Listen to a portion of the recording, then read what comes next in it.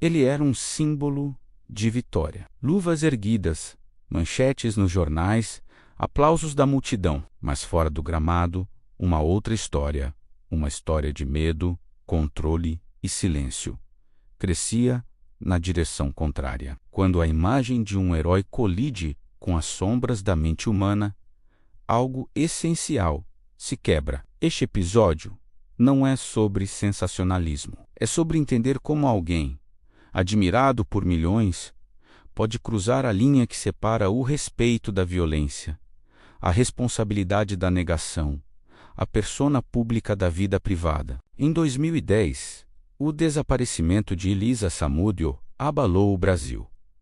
As investigações apontaram para um crime brutal. Em 2013, o goleiro Bruno Fernandes foi condenado pela justiça por homicídio triplamente qualificado, cárcere privado e ocultação de cadáver. Essa condenação se baseou em provas, depoimentos e indícios apresentados durante o julgamento. Desde então, entre recursos e progressões de regime, um debate persistente tomou conta do espaço público. Culpa, arrependimento, o peso da fama, do poder e da responsabilidade. Este é o nosso ponto de partida. Os fatos judiciais existem, são concretos. O que buscamos aqui é entender o que acontece por dentro, naquele território invisível onde se formam as decisões que mudam destinos para sempre. Para compreender a mente, precisamos reconstituir os fatos essenciais. Eliza relatou um relacionamento e uma gravidez envolvendo o jogador. Depois vieram ameaças, tentativas de silenciamento, a privação de liberdade e, por fim, o seu desaparecimento. Mesmo sem a localização do corpo, o conjunto de provas foi suficiente para sustentar a condenação. Nada disso é boato. É o registro que ficou nos autos, nas sentenças e nos arquivos da imprensa. A partir desse chão firme, nós levantamos as questões que realmente importam.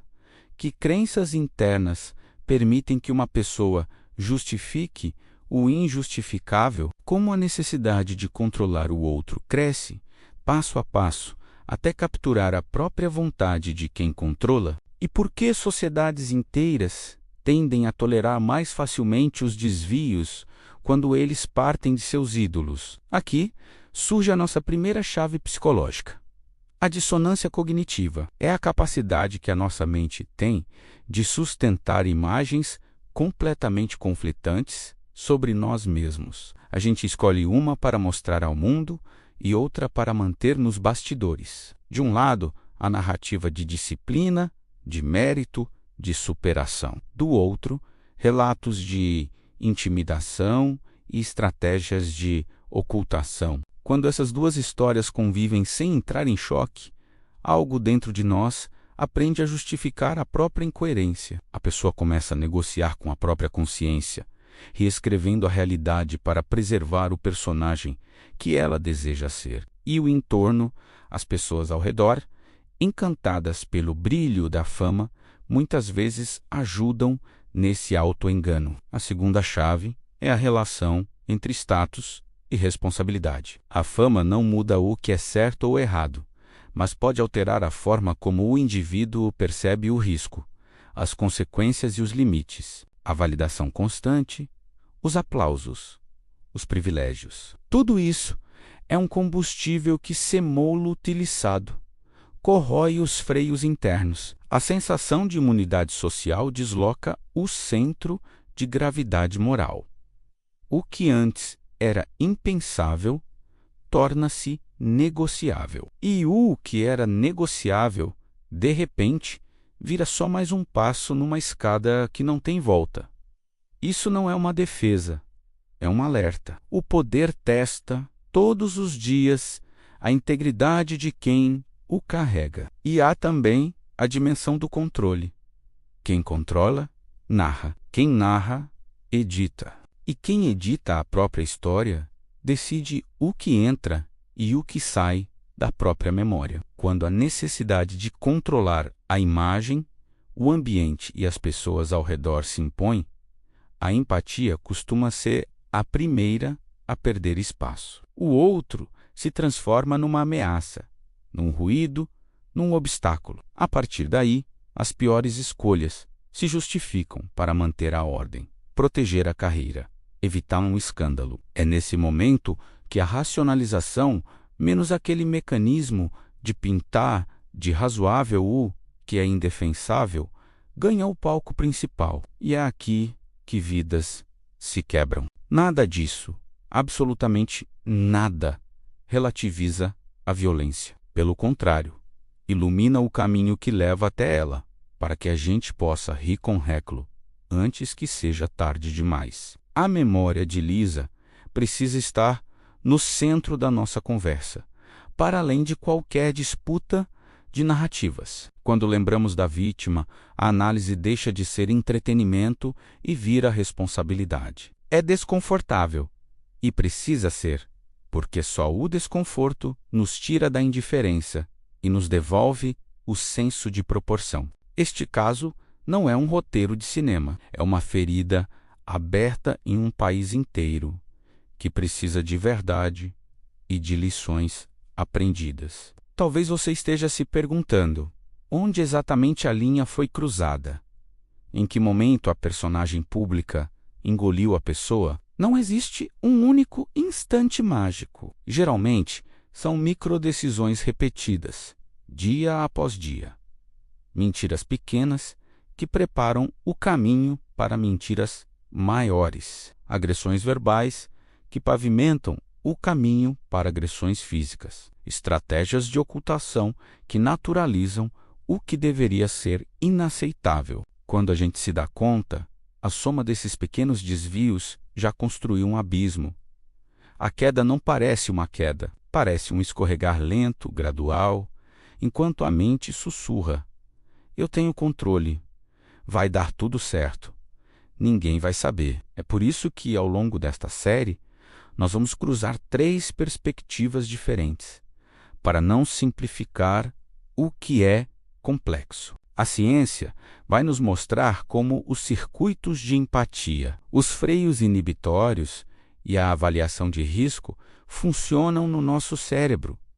E por que não podemos usar a biologia como uma desculpa moral? A filosofia vai nos ajudar a pensar sobre poder, hábito, virtude e abismo, porque nenhum crime nasce do nada. Ele é preparado por uma rotina de escolhas. E a espiritualidade vai nos lembrar que existem histórias milenares que descrevem com uma precisão assustadora os dilemas do coração humano, menos ciúme, soberba, ira, ganância menos e as consequências de ceder espaço a eles. Antes de avançarmos, quero firmar um compromisso com você.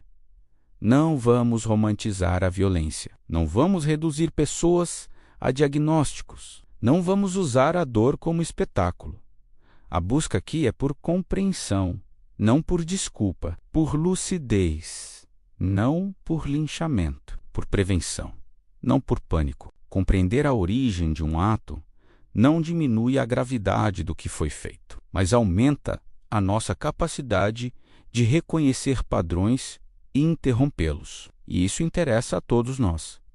Famílias, escolas, clubes, empresas, comunidades, porque quando enxergamos cedo, podemos salvar vidas mais tarde. Agora, eu quero que você traga essas perguntas para perto de você. Você já viu alguém justificar o injustificável só para proteger a própria imagem? Já notou em si mesmo ou em outras pessoas aquela vozinha interna que tenta pintar de normal aquilo que machuca? Já sentiu a tentação de acreditar que status compra impunidade? Essas perguntas não são para condenar o outro, mas para acender luzes dentro da nossa própria casa. O mal raramente chega com cara de monstro. Muitas vezes, ele veste um uniforme, sorri para a câmera e aprende a performar exatamente aquilo que a gente espera ver. No próximo capítulo, vamos abrir a Queque Sopreta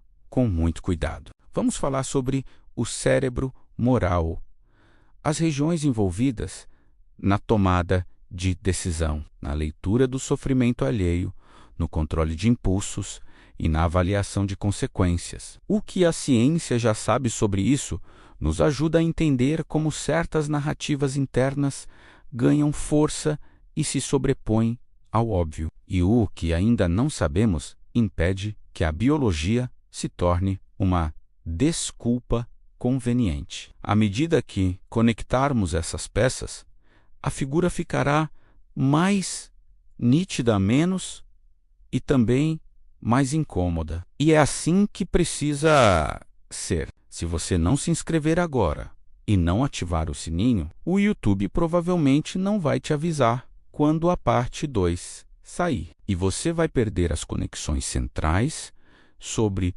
o cérebro moral que vão fazer todo o resto desta série fazer sentido. Comente aqui embaixo, quero a parte 2, e me diga qual pergunta você quer que a ciência responda. Compartilhe este episódio com alguém que ainda acredita que fama é passaporte para impunidade. Não deixe essa conversa continuar sem você. Ficar de fora significa perder ferramentas reais para enxergar padrões antes que seja tarde demais.